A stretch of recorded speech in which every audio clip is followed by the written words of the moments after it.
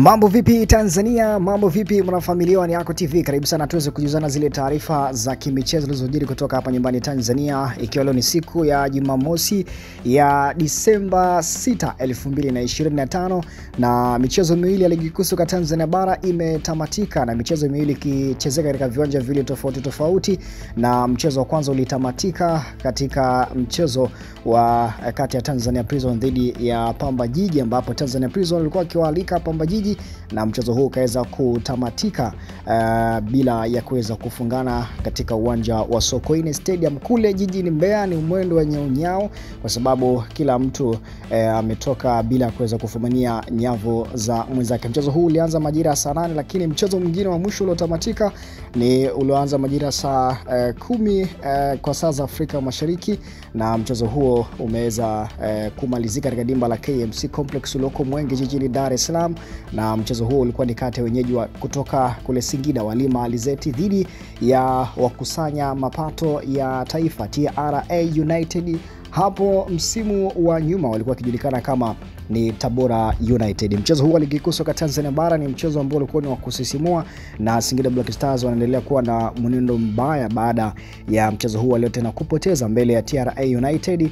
Na katika mchezo wao wa mwisho Singida Black Stars wao walitoka sare ya kutokufungana dhidi ya Azam FC, na hivyo pia leo wameweza kufungwa magoli 3-1.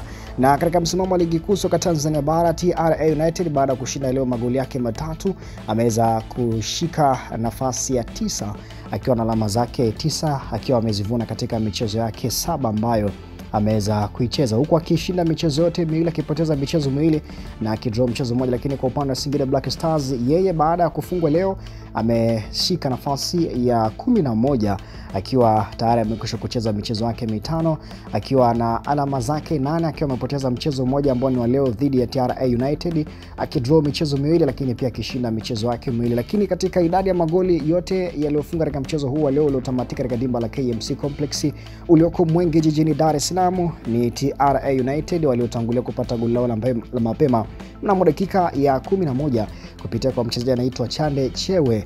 Lakini dakika 45 za kipindi cha kwanza zilitamatika kwa timu zote mbili kwa mapumziko, huku Singida wakiwa nyuma kwa goli moja.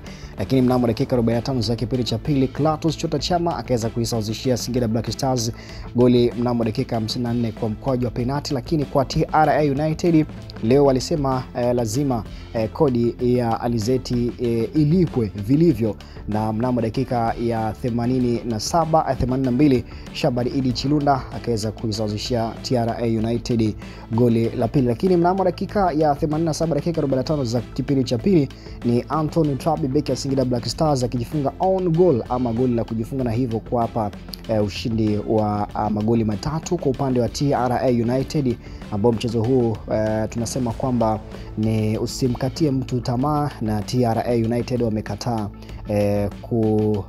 kuonewa ama kuchukuliwa poa, kwa sababu wameweza kuwashangaza watu wengi, licha watu wengi kuwapa nafasi kubwa Singida Black Stars kuweza kushinda mchezo huu leo.